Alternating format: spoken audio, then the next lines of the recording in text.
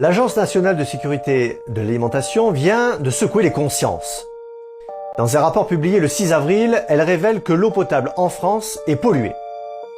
Ce résultat est le fruit d'une campagne de recherche de produits émergents portant sur 157 pesticides et métabolites de pesticides, dont le but est de mesurer les taux d'exposition de la population face à ces substances. L'agence a donc effectué des prélèvements sur tout le territoire, y compris dans les territoires d'outre-mer. Ce qui ressort de ces conclusions est guère reluisant. Écoutez bien. Sur les 157 molécules recherchées, 89 ont été quantifiées au moins une fois. Les fréquences de quantification sont assez semblables entre eau brute, eau traitée et entre eau souterraine et eau superficielle. De plus, pas mal de fongicides ont été trouvés, mais un en particulier inquiète. Il s'agit du métabolite de chlorothalonil, qui a été trouvé dans un prélèvement sur 2. Ce métabolite provient de la dégradation du chlorothalonil, un fongicide qui a été interdit en France depuis 2020. L'ANSES atteste que ces résultats montrent que certains métabolites de pesticides peuvent rester présents dans l'environnement pendant plusieurs années, après l'interdiction de la substance active. Le S-métallochlore, une substance active d'un herbicide utilisé pour éliminer les mauvaises herbes dans des cultures telles que le maïs, le soja et le tournesol, a aussi été détecté. Après utilisation, ce produit se dégrade en plusieurs métabolites chimiques qui se retrouvent dans les sols et les eaux souterraines. L'agence a découvert également la présence de ces sous-produits de pesticides à des concentrations supérieures aux normes de qualité. Et il ne s'agit pas d'un cas isolé. Selon les chiffres officiels, en 2021, plus de 3 millions de personnes en France ont été exposées à de l'eau de robinet non conforme, contaminée par le S-métallochlore, classé comme cancérogène suspect. Les grandes zones peuplées et les zones rurales sont touchées. En Loire-Atlantique, 490 000 personnes sur les 550 000 abonnés reçoivent une eau non conforme, ce qui représente environ 90% de la population desservie, avec une teneur en métabolites de 2 à 6 fois supérieure à la norme de qualité. Dans d'autres communes, comme dans l'Oise, les taux sont 22 fois supérieurs à la norme.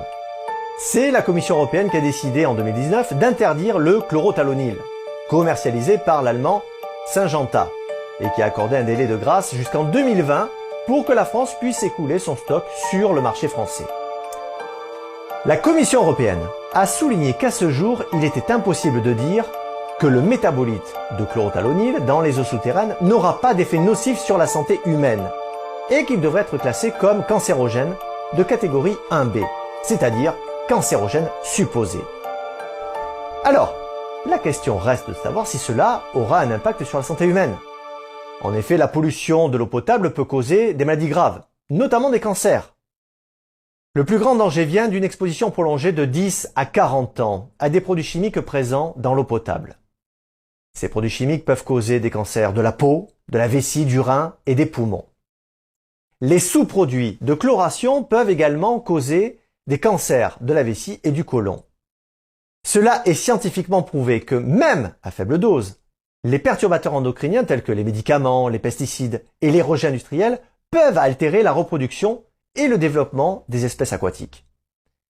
Les chercheurs qui étudient la qualité de l'eau des rivières en France ont constaté des phénomènes de féminisation des poissons mâles et une sensibilité accrue aux agents infectieux chez certaines espèces de poissons, de gastéropodes ou encore de grenouilles. Le jeudi 30 mars, Emmanuel Macron a présenté les grandes lignes de son plan eau visant à améliorer d'ici à 2030 la gestion de l'eau face au changement climatique et au risque de sécheresse.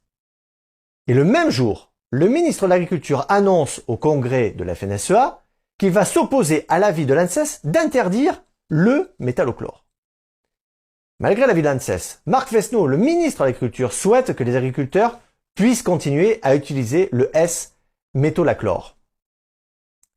L'ONG Génération Future a qualifié de scandaleux de continuer à utiliser cet herbicide classé substance cancérigène suspectée.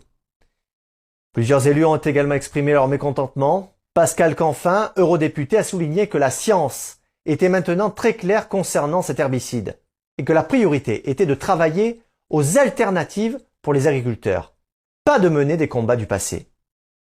Alors, existe-t-il des moyens pour dépolluer l'eau potable ? il existe des technologies telles que les charbons actifs, la nanofiltration ou encore l'osmose inverse pour dépolluer l'eau potable. Cependant, ces solutions sont très énergivores et coûteuses. Selon la Fédération nationale des collectivités concédantes et régies, leur mise en place pourrait coûter une dizaine de milliards d'euros sur plusieurs années, ce qui représente une somme considérable. Mais le coût de l'eau risque d'augmenter considérablement de plus de 50% dans certains territoires agricoles, et les consommateurs pourraient en subir les conséquences. Le travail mené par l'ANSES invite tous les acteurs à sortir de l'usage des pesticides. Il s'agit de prendre les devants pour que nos agriculteurs puissent continuer à vivre de leur travail et protéger notre santé et notre environnement. La sensibilisation et l'encouragement des pratiques agricoles durables peuvent aider à réduire la pollution de l'eau causée par les pesticides en France.